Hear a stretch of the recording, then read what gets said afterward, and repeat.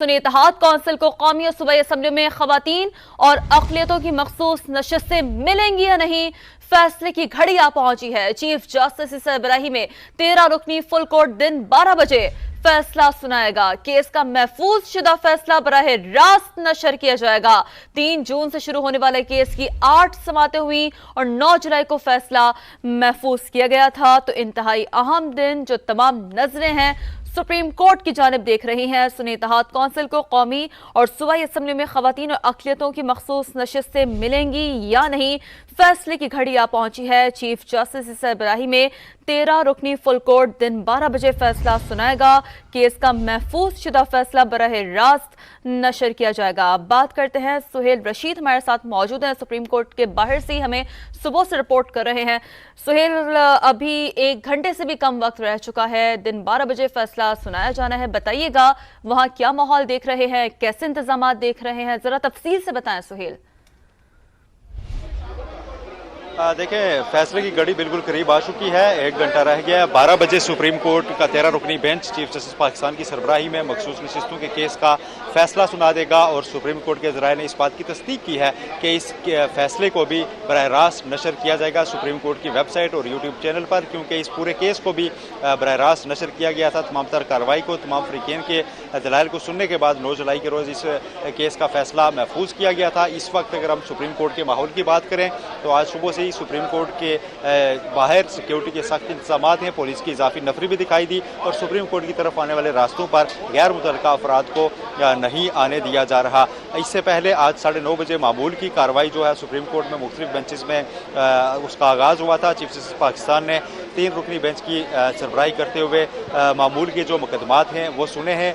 11 बजे उन पर जो कार्रवाई है वो मुकम्मल हो चुकी है। इसके बाद अब ब्रेक जो है उसका आगाज़ हो चुका है सुप्रीम कोर्ट में। उसके बाद दोबारा जो है वो 13 रुकनी बेंच की इकट्ठा होगा और 12 बजे वो फैसला सुनाने के लिए आएगा। सुन्नी इत्तेहाद कौंसिल की बुनियादी तौर पर ये अपील थी जिस पर फैसला महफूज है। सुन्नी इत्तेहाद कौंसिल का मौक़िफ़ है कि चूँकि अब वो पार्लिमानी जमात हैं तो वो मुस्तहीक़ के मखसूस नशिस्तों के भी वो ले सकते हैं, जबकि इलेक्शन कमीशन का मौक़िफ़ उसके बरक्स है। और पाकिस्तान पीपल्स पार्टी, मुस्लिम लीग नून और JUI ने भी इलेक्शन कमीशन के मौक़िफ़ की हिमायत की थी कि इंतखाबात में बतौर जमात हिस्सा न लेने वाली पार्टी को अब मखसूस नशिस्तें नहीं दी जा सकती। इस समात के दौरान मुकम्मल इंसाफ से नशिस्तें पाकिस्तान तहरीक इंसाफ को दे देने का जो ऑप्शन है वो भी बेंच मेंबरान की जानिब से सामने आता रहा था।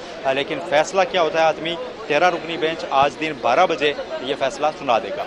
आज दिन 12 बजे 13 रुकनी बेंच ये फैसला सुना देगा। फैसला महफूज कर लिया गया था, 9 जुलाई को ही ये फैसला महफूज कर लिया गया था और ये फैसला बराह रास्त नशर किया जाएगा। जिस तरह समातें इस केस की बराह रास्त नशर की गई हैं, तो नाज़रीन को ये भी बता दें कि सुन्नी इत्तेहाद कौंसिल की मखसूस नशिस्तों के केस का फैसला आज होगा। केस का महफूज फैसला बराह रास्त नशर किया जाएगा। तो सुहेल, जैसे कि आप हमें अपडेट कर रहे हैं, थोड़ा सा सिक्योरिटी इंतजाम के हवाले से भी आगाह कर दें।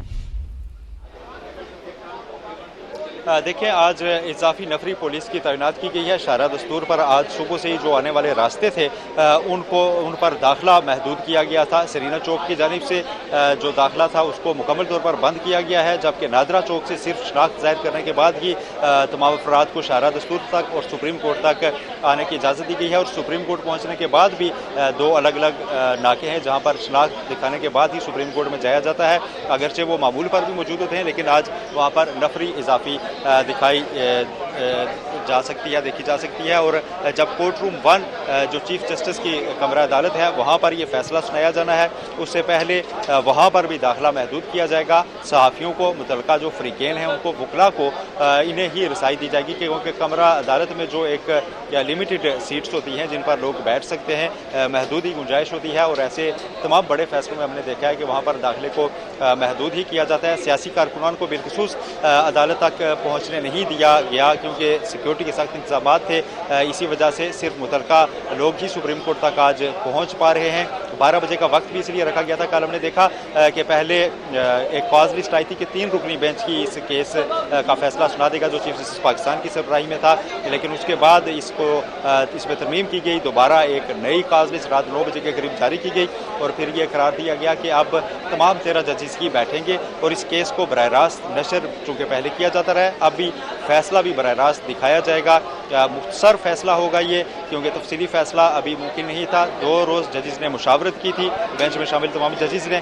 उसके बाद मुख्तलिफ जो ऑप्शन इस फैसले में मुमकिन हो सकते थे, उन पर तमाम जजेस की राय लेने के बाद ये फैसला जो है उसकी ऑर्डर शीट जराये के मुताबिक तैयार हुई है, जो आज कमरा अदालत में ही पढ़कर सुनाई जाएगी। चीफ जस्टिस पाकिस्तान की सरबराही में ये बेंच 12 बजे अब कुछ ही वक्त अगर हम बात करें तो आप 50 से 55 मिनट के वक्त है, उसके दौरान ये फैसला सुना दिया जाएगा मुख्तसर ऑर्डर की सूरत में, और उसमें पता चल जाएगा कि सुन्नी इत्तेहाद कौंसिल को मखसूस नशिस्तें मिलती हैं या नहीं, और अगर नहीं मिलती तो क्या हुक्मरान इत्तेहाद के पास वो बरकरार रखी जाती हैं या नहीं।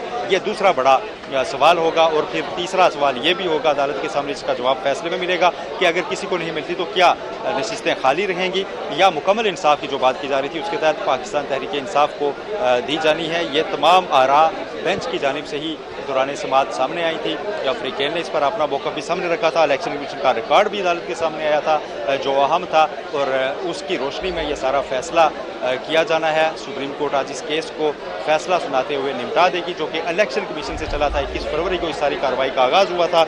आम इंतखाबात के बाद सुन्नी इत्तेहाद कौंसिल ने इलेक्शन कमीशन से रजू किया था कि उन्हें भी मखसूस नशिस्तें अलॉट की जाएँ, अगरचे उन्होंने इलेक्शन से पहले जो कानून के मुताबिक होता है तरीक़ाकार कि एक फहरिस्त देनी होती है तरजीही कि हमारे ये मखसूस नस्लों पर उम्मीदवार होंगे, वो उन्होंने जमा नहीं करवा रखी थी। इसको उन्होंने तस्लीम भी किया सुप्रीम कोर्ट के सामने, लेकिन अब चूंकि वो पार्लिमानी जमात है, उनका मौक़िफ़ ये है, इसलिए उनको ये मखसूस नशिस्तें मिलनी चाहिए।